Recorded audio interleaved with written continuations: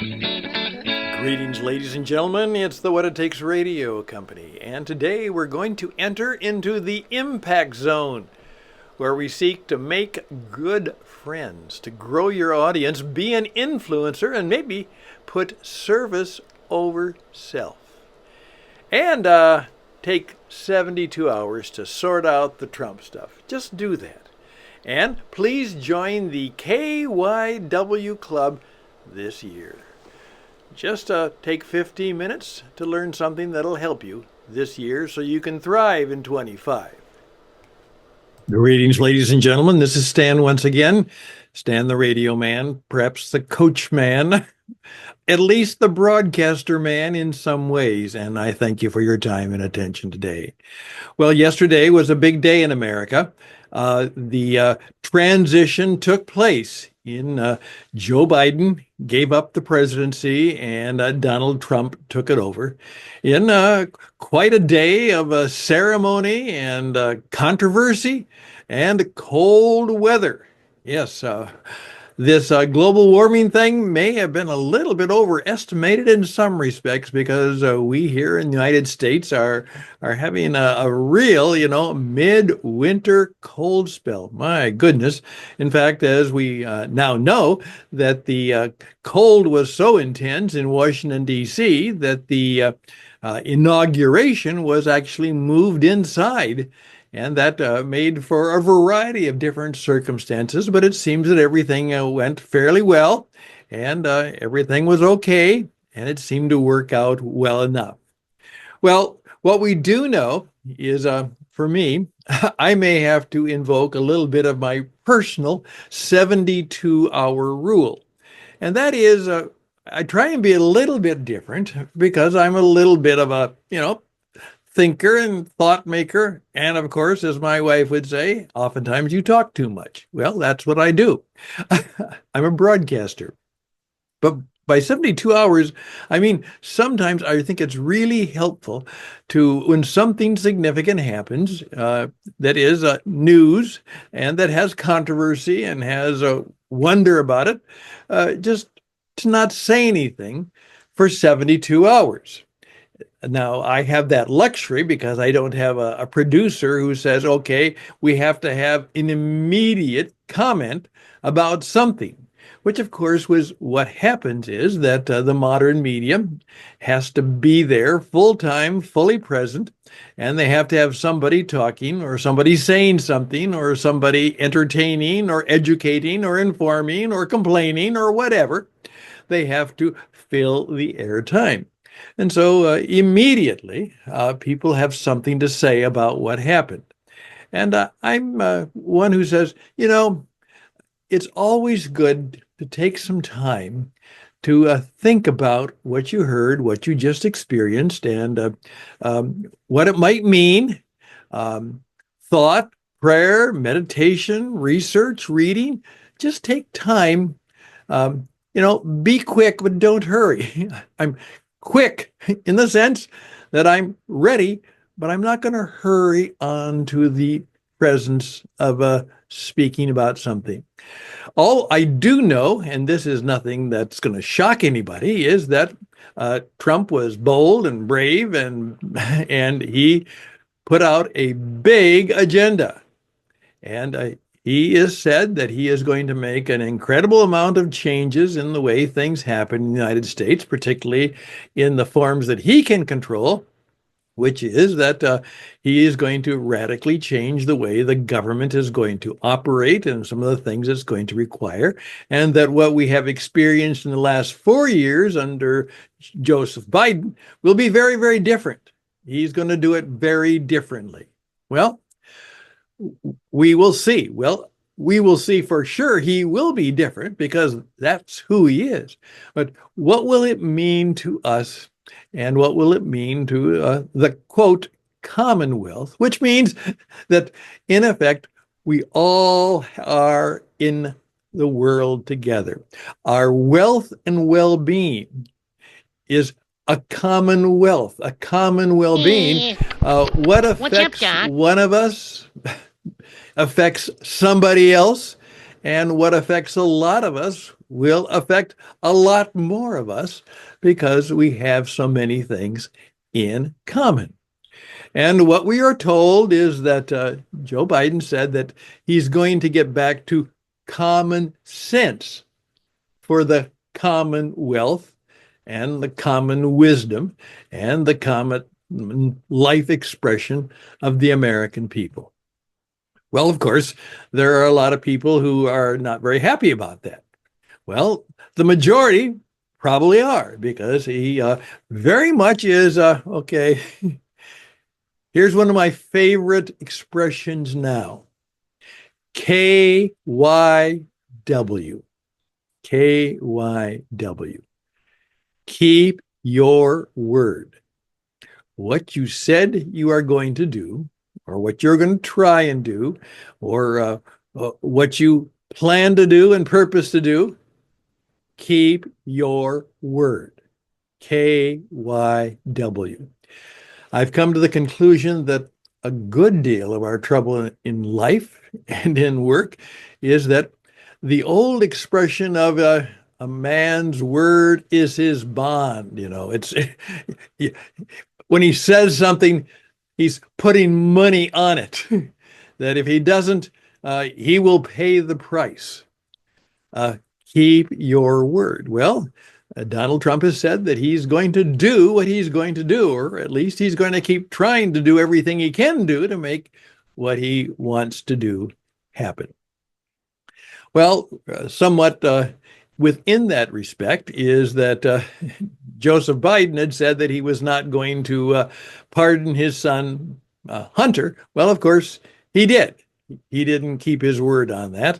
And now everything else is very messy because not only has he not only pardoned his son Biden, but he has pardoned a variety of people in the administration and family and friends and a variety of people, and said, if you find that they did something wrong, well, that's too bad for the prosecution because I have pardoned them from all of those things. All right. So we will see. However, I would remind you that think about KYW as you're going forward. Make an effort to be better at KYW. But I gave my word. And whenever you can, and oftentimes even when you can't, at least make the effort and apologize and ask for forgiveness when you didn't keep your word.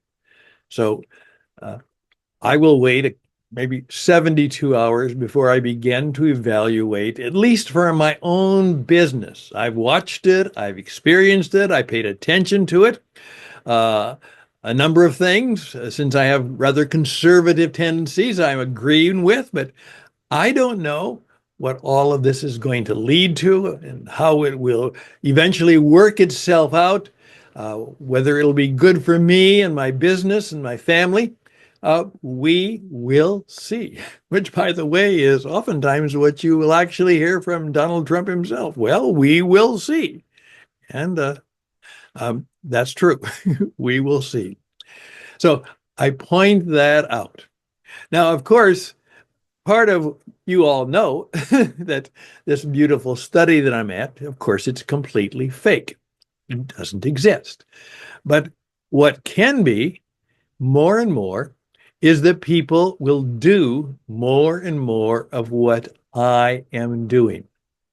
What is happening is that many people are now getting their information from other sources than the, quote, mainstream media, the big media companies. Much of their credibility has been shattered. And so now, interestingly enough, we're finding that YouTube may have a greater selection of news sources and news places and news spaces, and that the streaming platforms are taking over. And that means that the cable networks will suffer. Obviously, the regular broadcasting and radio and television broadcasting, what we call in the business the towers and transmitters people, are in trouble because so many more people are going to get their news, information, and entertainment. News, entertainment, weather, and sports. News. They're going to get them from other sources than the usual sources we've had for many years on conventional and traditional radio and television. And I've also noticed something else that is beginning to happen, how this is beginning to spread. Uh, Victor Davis Hanson is a man who is well known, and many people have heard of him. He's written a number of books. He's a PhD scholar in ancient Greek history, and he's quite a political philosopher.